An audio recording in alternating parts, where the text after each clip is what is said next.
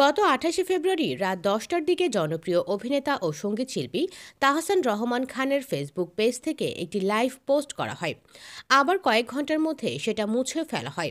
ভিডিওটিতে তেমন কিছু বোঝা না গেলেও একটি অন্ধকার শোরুমে একসঙ্গে দেখা যায় তাহসান ফারিনকে। ভিডিওটি ব্যাপক কৌতূহল তৈরি করে দুই তারকার ভক্তদের মাঝে। অনেকেই নানা রকম মন্তব্য করতে থাকেন এবং নিজেদের মতামত শেয়ার করতে থাকেন। অভিনেত্রী ফারিনও এই ভিডিও আপলোডের ১ ঘন্টা পর একটি ফেসবুক পোস্ট করেন। সেখানে লেখা ছিল, এত রাতে এ কোথায় ফেঁসে গেলাম। বিষয়টি নিয়ে বিভিন্ন প্রকার ব্যাখ্যা দেখা যায় সোশ্যাল মিডিয়ায়।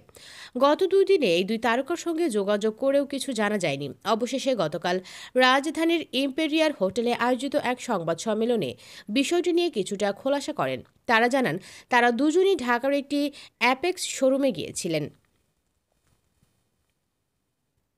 তখনই ভুলে লাইভ চালু হয়ে যায়। তারা ভক্তদের উদ্দেশ্যে জানিয়েছেন, তারা সুস্থ ও সবল আছেন।